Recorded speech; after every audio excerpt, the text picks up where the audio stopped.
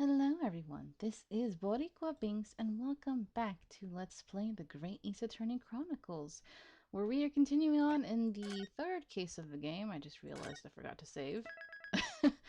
We're the Adventure of the Runaway Room, where in the last episode we had, apparently at first we were losing because all 6 jurors had voted guilty, but thankfully, thanks to Ms. Susato, she found a loophole where we are able to do something called a summation examination, which allowed us to pit the jurors against each other, and they had contradictory statements, and they pretty much proved that Beppo, the coachman, has been lying. So now we're able to go back to our usual cross-examination and all of that, so we can try to find out why he's lying and concealing like a 5th passenger. All right, I'm excited. I'm really getting into this game. Like, I've enjoyed it so far. It's been pretty good, pretty refreshing, different from the usual. But I think right now, it officially really won me over. So, I don't know, maybe at the end of this will end up being like my favorite Ace Attorney game. Who knows? Alright, various misgivings. I only carried 4 passengers that night, I swear it, but,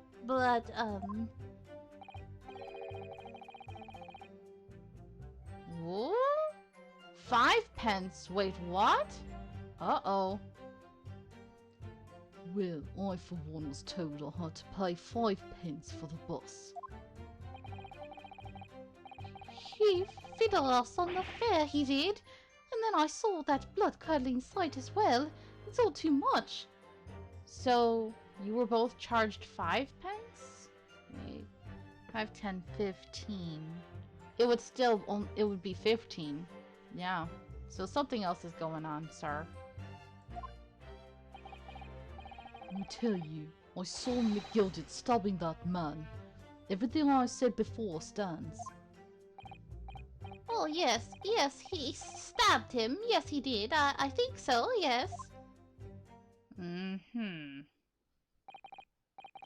Counsel, make sense of this for me, please. The phantom 5th passenger conjured into existence by my learned Eastern friend never existed. The confusion has arisen from the coachman's sly little cosenage. Cosenage? I don't know that word. Beppo, explain yourself. I'm terribly sorry, Guildmaster. The guild's fare is 4 pence across the board. You know that. Am I to understand you've been overcharging our passengers by a penny a fare? It's so cold, and the last run of the day is always half empty. You have been dishonest, coachman. I'm sorry. You're a disgrace, Beppo. A disgrace. And your selfish actions have brought dishonor on the entire guild. If I may, sir, I had to pay 10 pence on the bus just last week. What the frick? 10 pence? Oh my god, y'all should be reimbursing this poor man. What? 4 passengers at 5 pence each is... yes, 20 pence. Oh, 4. Oh, I forgot about the dead man. Okay, so that does make sense now. The 10 pence? What the frick? I've done the arithmetic 10 times already, but I just can't make the result come out differently. Oh, that figures.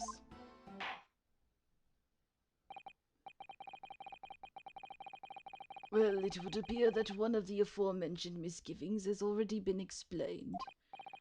So, counsel for the defense, your cross-examination, if you please. We've already had the pleasure of a protracted summation examination today. I see you intend to continue the parlor games. Absolutely.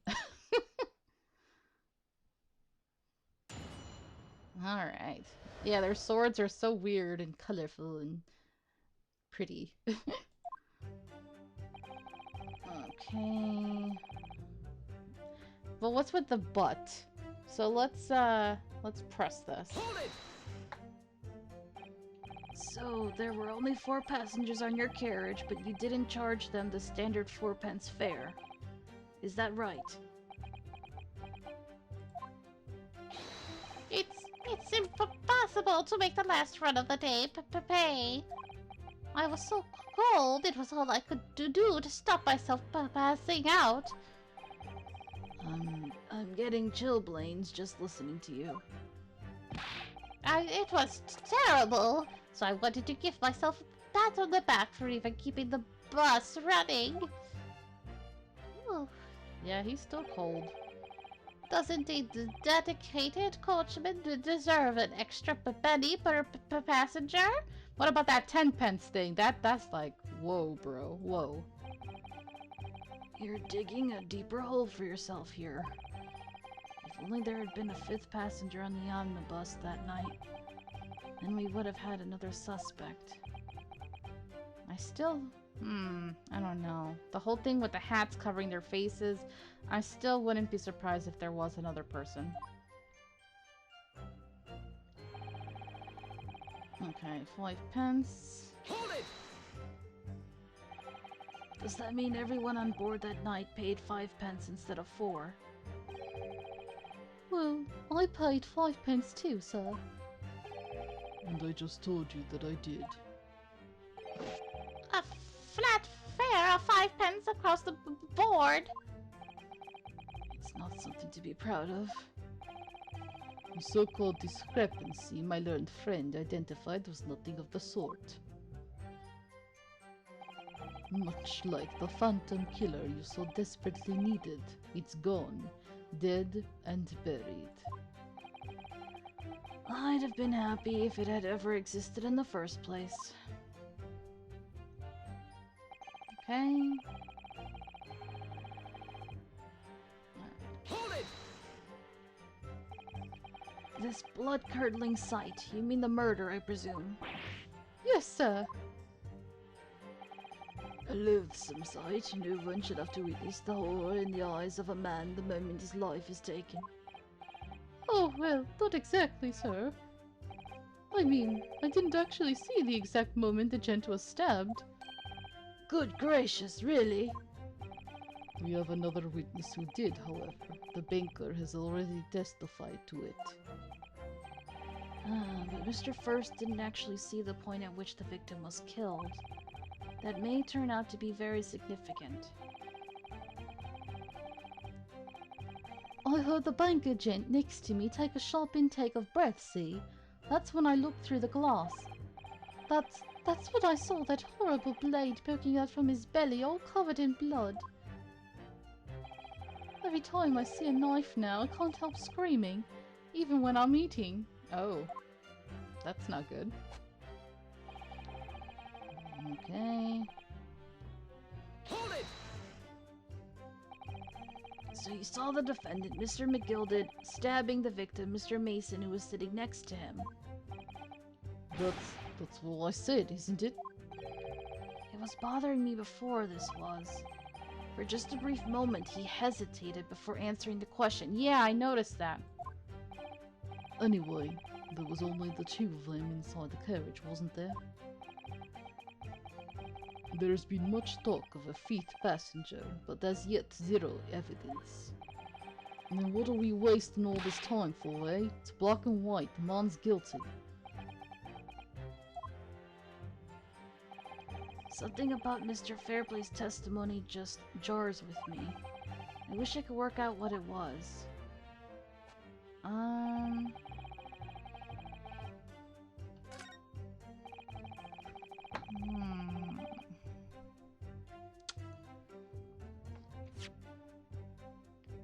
Are we gonna say about the fact that his face was obscured? I don't know if we can present it though yet. I'm kind of nervous to do so. So let me just wait a little. Even though I feel like that's it. Let's press this first. Earlier, you testified that you saw the moment when the defendant allegedly stabbed the victim, didn't you? Oh, yes, that's right. You said that the victim was on the floor and described the assailant holding the knife in an ice-pick grip. I suppose. Might have, yes, put the cart before the horse, maybe. Damn it, Beppo. What's this? You fucking lied!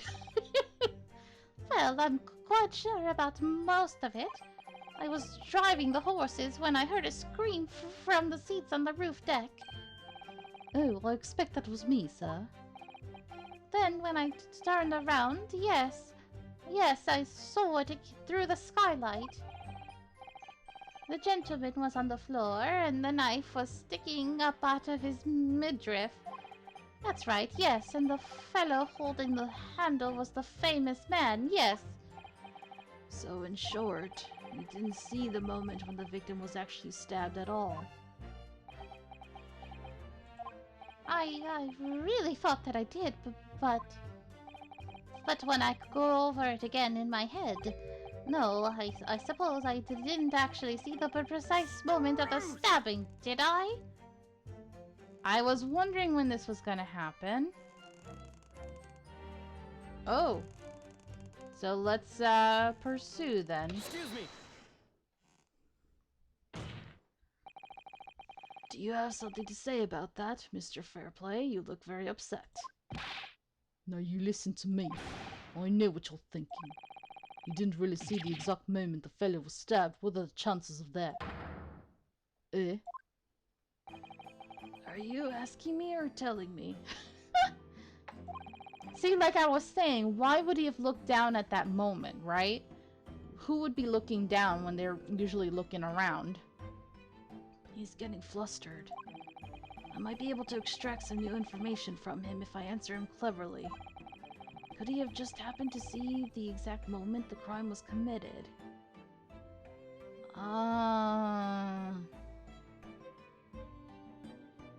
Some days are like that. I mean, I don't think he did, so the fact that he said cleverly, are we supposed to kind of like agree with him to get the truth out of him, or are we supposed to just call him out on it? I think I have to say no chance. I mean, well, it is a little hard to believe, certainly. Unless you spend your time peeping through a skylight on the top of an omnibus, that is. aha. Peeping? I'm a respectable city banker, I'll have you know. And I know what I saw. I remember it as clear as a Ballarat day. It was a grim scene, I don't mind telling you. Alright. Thank you, Mr. Fairplay. Oh, excuse me, I was getting a little hot under the collar there, my lord. I would ask you to supplement your testimony with a clear statement about what exactly you saw. Here we go. This is what we need. I think this is where it's going to come into play, the whole thing with him having the hat covering his face. Is that he's going to have to admit that he really doesn't know who did what. Because he didn't see their faces. So, Oh, I can do that alright. I'll tell you just how grim it was.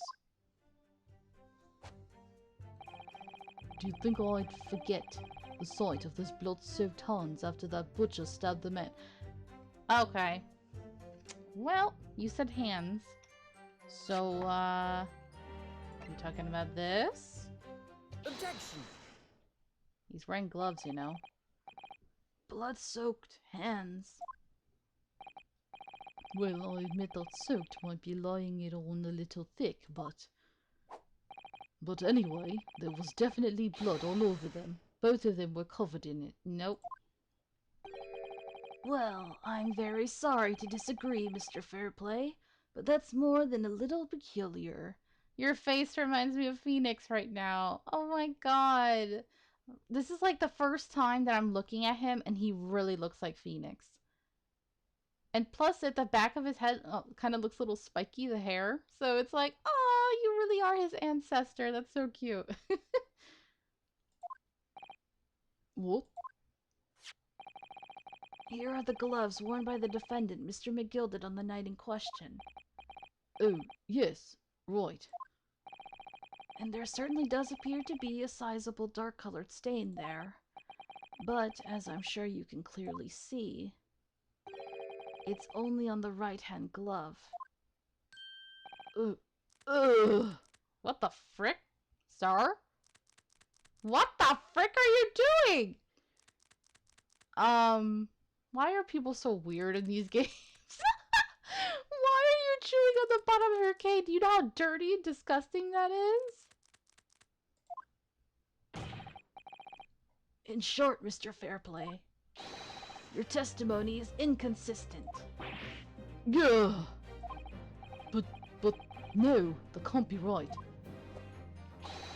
So you're the liar here, then? Yeah. Stop it. That's right, you were quite clear about it. You said, "Ugh," it was both hands.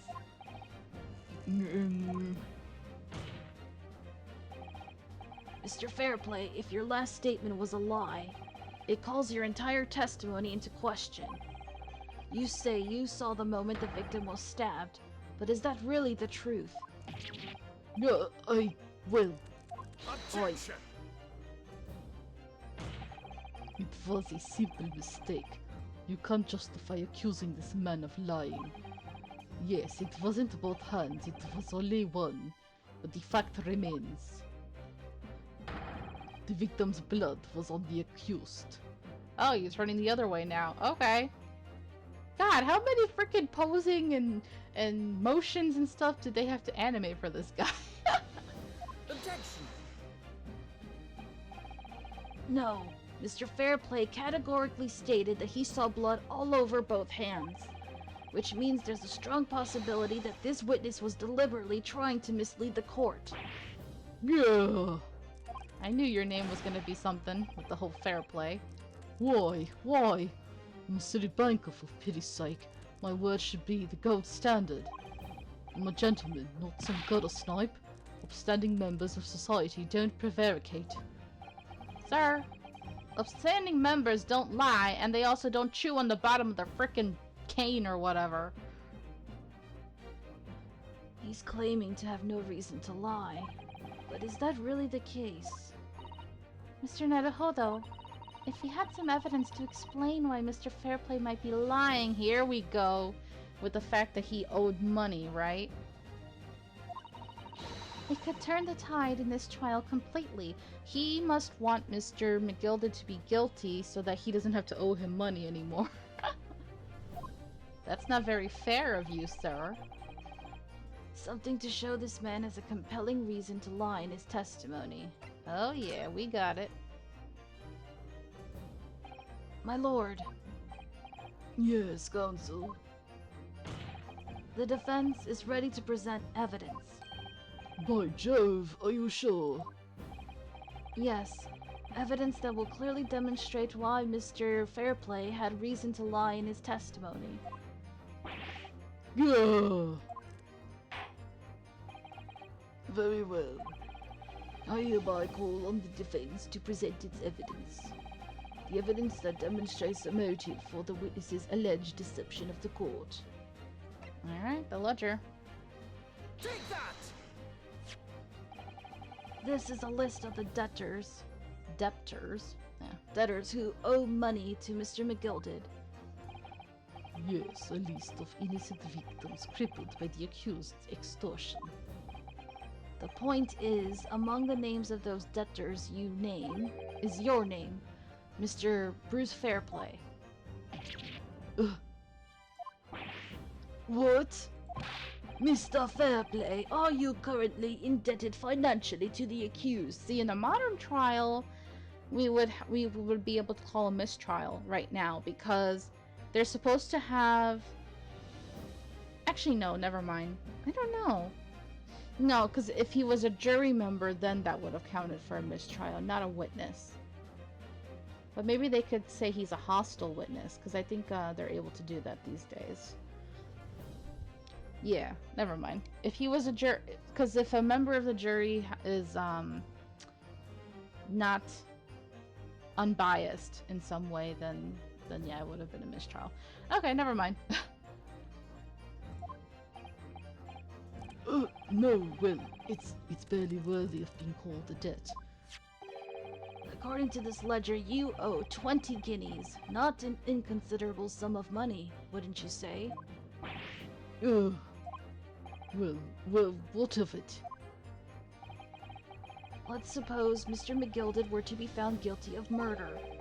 What would become of your debt in that case? These documents state that the loan agreement is forged between two individual parties. Therefore, were the creditor, the defendant here, to be sentenced to a capital punishment, all outstanding debts which were owed to him would be annulled. They would cease to exist. Yep. Cease to exist.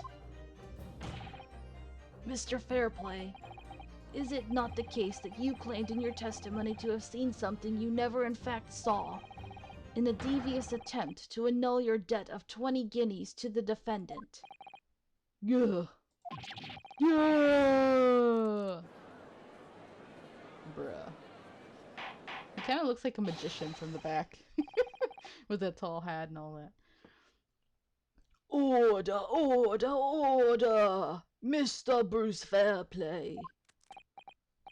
Yes, my lord. Sir!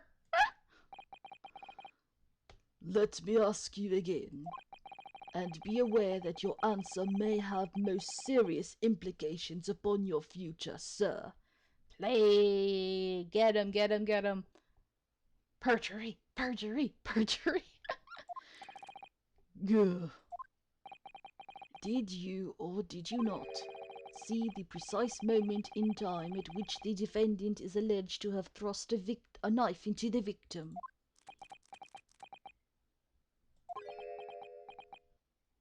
Stop messing with your stuff, sir. Your silence speaks volumes. You did not tell the truth in your testimony. Alright, now let's not make melodrama out of this. Perhaps I did overstate the truth a pinch. A pinch? But it makes no difference. I definitely remember seeing blood on McGilded's hands. Both of them. Objection! And yet only one of the defendant's gloves, which we have here as evidence, is stained. Yeah, so you keep saying.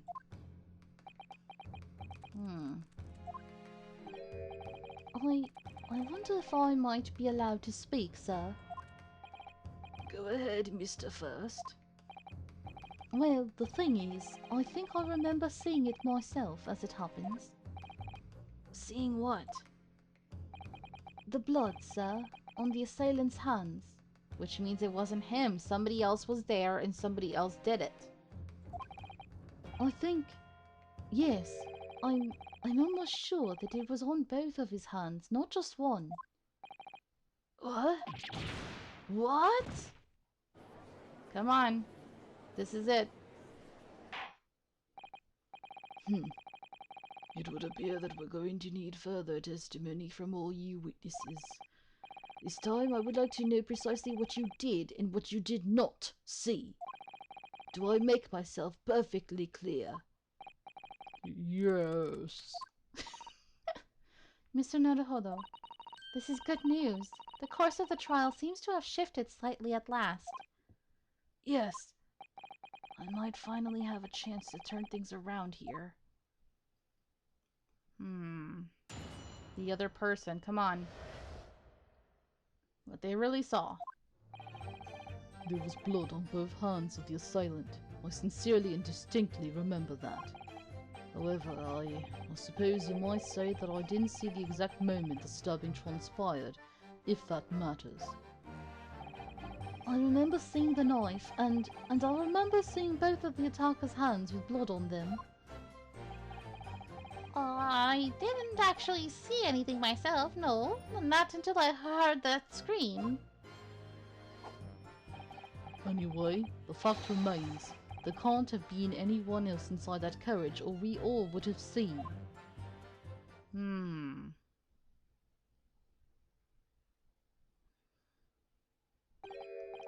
Well, Well, lo and behold, in truth of fact, not one of you was witness to the crucial moment the crime was perpetrated. I apologize, my lord, but honestly, ugh, there was no one else inside that carriage, and the man's hands were covered in blood. Ugh, that's what incriminating evidence is tantamount to saying we saw the man do it. That's really not what testimony is about. Let us examine the interior of the omnibus once more. Okay.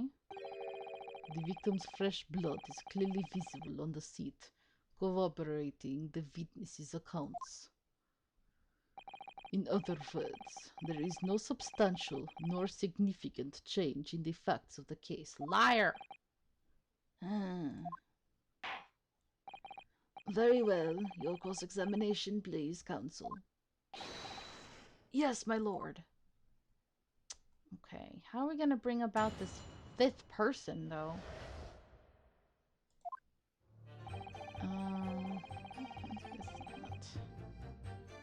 I'm like, I don't know. I'm trying to think of how we're gonna get about this.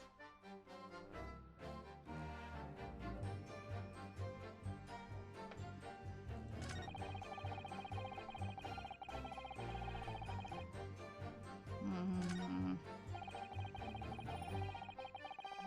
The attacker's hands of blood.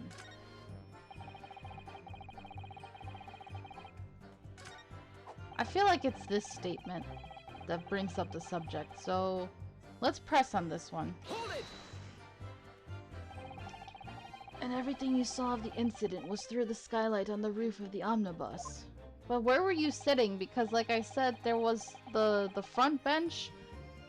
They're at a weird angle, so for him to have seen it would be strange to me, so I don't know. That's right, it was fiercely cold that night. The glass wasn't frosted over. Oh yes, I remember I was shivering. It was so bitter. Which rather begs the question of why the pair of you were sitting on the roof deck in the first place.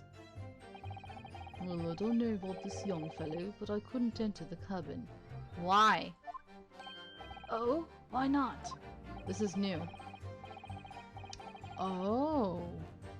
I didn't know they could lock it. I'm surprised they're able to lock it. Holy crap, this is new. It was locked from the inside. I tried knocking, but no one opened the door. It was locked? Oh shit. That's right, and it's a public bus service for pity's sake. That's not what I call fair play. Yeah. Yes, I had exactly the same experience. I tried knocking, but the gent inside just gestured at me to clear off. So I had no choice but to climb up to the reef deck and look down longingly into the warm cabin below. That sucks. Well, I can assure you I wasn't just looking down, I was glaring, long and hard. So that's why you were looking down at them? Oh. Finally, an explanation. And that's precisely why I can tell you with absolute confidence that if there was anyone else at all in that cabin, I would have noticed. Unequivocal, I would say. I'm not sure about these two witnesses. Could they really have seen everything inside the cabin through the skylight? I don't think so. I think there might have been angles and stuff that they didn't see. Alright, here we go. Allow me to confirm one thing, Mr. Fairplay. You were riding this omnibus and witnessed the events in the cabin through the skylight in the floor of the upper deck, is that right? That's right, yes. In that case, there is a portion of the cabin interior that would have been out of sight from you. What? By golly, really? Obviously, at this stage, we can't say for sure. But the possibility cannot be denied that at the time of the incident, there could have been another passenger in the enclosed cabin of the omnibus. Objection! Enough hypothetical meandering. My Nipponese friend. Stop calling me your friend. We're not friends. The prosecution demands that you substantiate your claims. After all, the scene of the crime is here, in the flesh. Can we just have somebody test it out? Very well, I will uphold the prosecution's demand. Like, seriously, where were they sitting? You will identify the area. Excuse me. On this cross-sectional plan of the omnibus.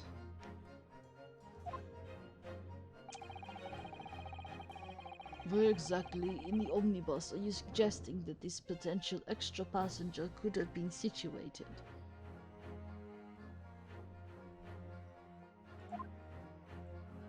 I mean, that's what I'm dying. They never clarified who was sitting where. Because if you're sitting here, I don't see how they could see here. You know what I mean? But if they're sitting here, they could definitely see this one. But I just don't know where they were sitting. But to me, this side would be much less visible, right? That's all I can think. So I'm just gonna say this. Take that!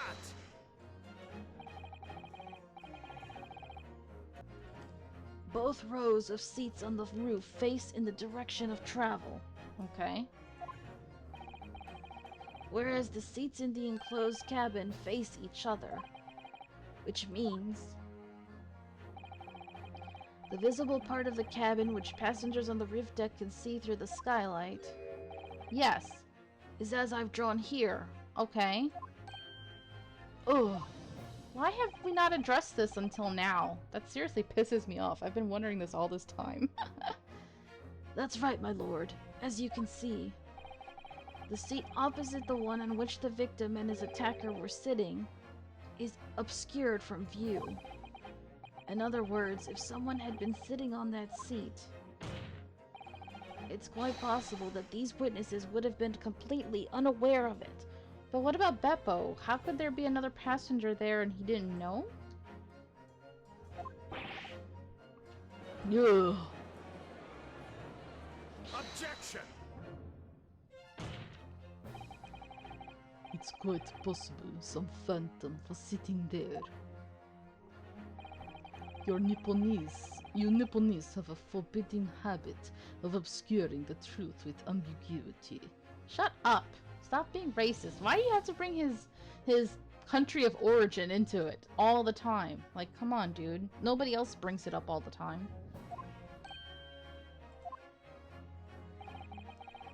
I concur with the prosecution's rejoinder. In the British court of law, evidence is paramount.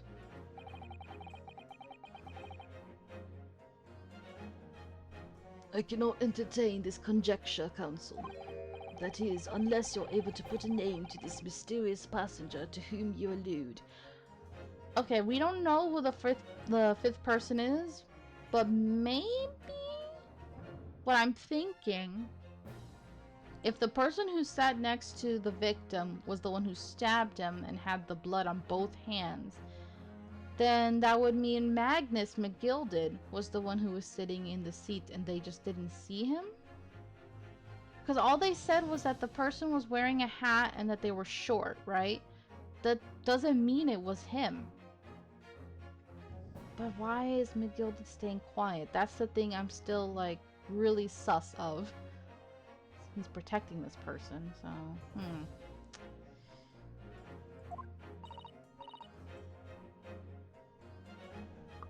Can you, Mr. Nadahodo? Oh, sorry, I'm getting tired, y'all. 4 episodes in a row is exhausting.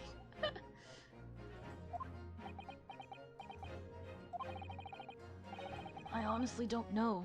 Who could it have been? Who could have been in the other seat, which was out of sight from the witnesses on the roof deck? It has to have been Magnus. I understand, my lord. The defense would like to put forward a name. He's like, oh, let me see what nonsense you're going to say. You're gonna crush that again, aren't you? How did you get it back? Unless you happen to have multiple of them lined up underneath the bench. You are a fool. That response was a desperate attempt by a man who has no notion of his own limitations. A toast to hard lessons not yet learned. Let us not delay, Counsel. The defense is still to name the passenger in the other seat. This could be it. This could be the chance I've been waiting for to turn the trial in my favor. On that night, on the night of the murder, the person occupying the seat in the omnibus cabin that was obscured from view was... Oh, we haven't checked this in a while, so let's look at these people really quick. Beppo, 62, the driver of the omnibus in which the murder took place. He's an eyewitness to the incident. Bruce Fairplay, 34, gentleman who works as a city baker. He's Lady First, 21, an apprentice milliner who witnessed the incident from... Okay. Why is his name like that, though? That's the thing I've been wondering. Like, when is it gonna come up? Because if they give somebody a pun name, it usually has something important about it, you know? Like Fairplays did. Okay, so we're gonna say it was Magnus. Take that! the passenger in the enclosed cabin that the witnesses on the roof deck failed to see. As to have been Mr. Magnus McGilded.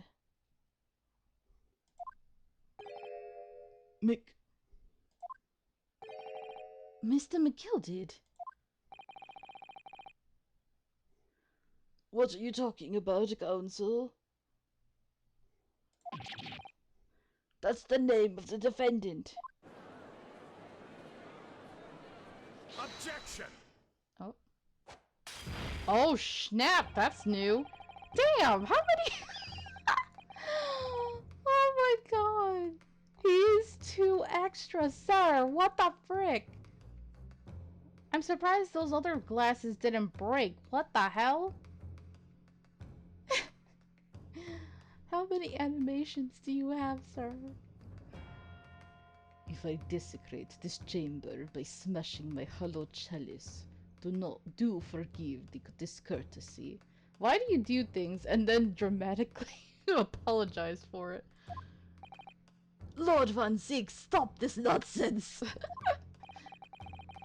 People talk of those tiny island nations in the Far East as having a learning and culture of their own. Will you stop it? You're really starting to annoy me with this thing, with your racism. But I see they use the terms ill-advisedly. What are you trying to say, you racist prick? Let me explain in terms that even a student of an artless backwater such as yourself, Wow. might understand. Okay, he's really heavy-handed with it.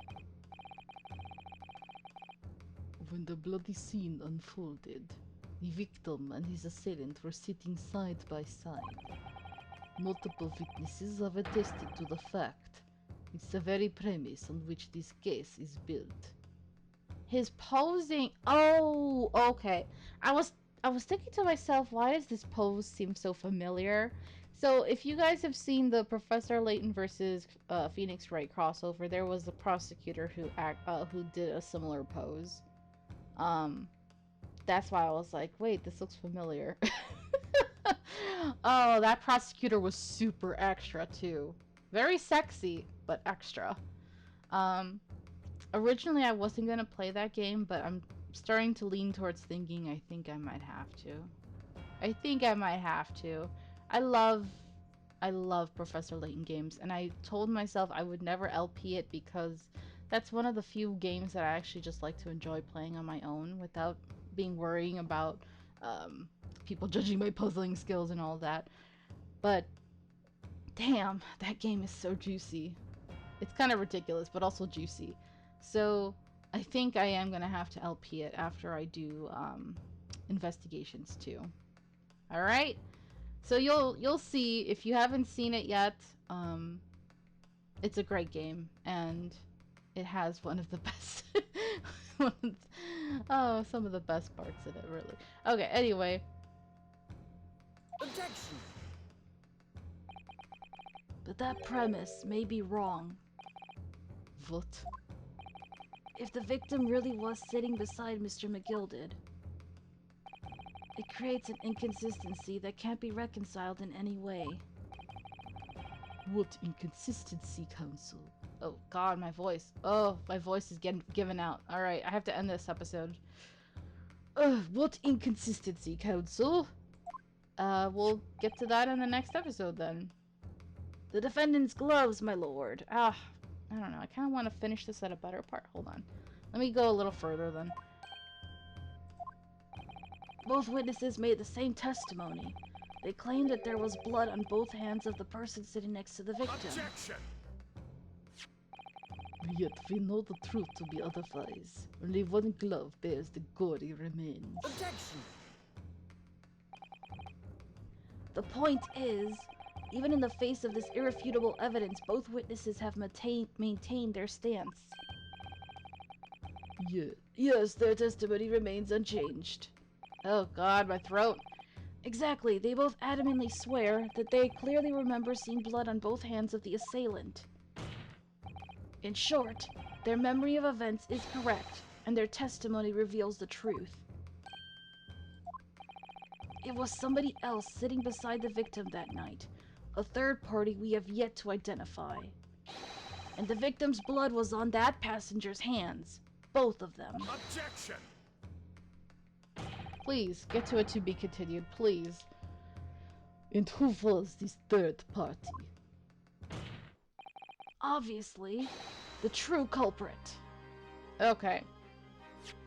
I was hoping we could get to be continued, but my throat is dying. So, thank you guys so very much for watching. I hope you're enjoying this. And until next time, have a nice day. Bye-bye.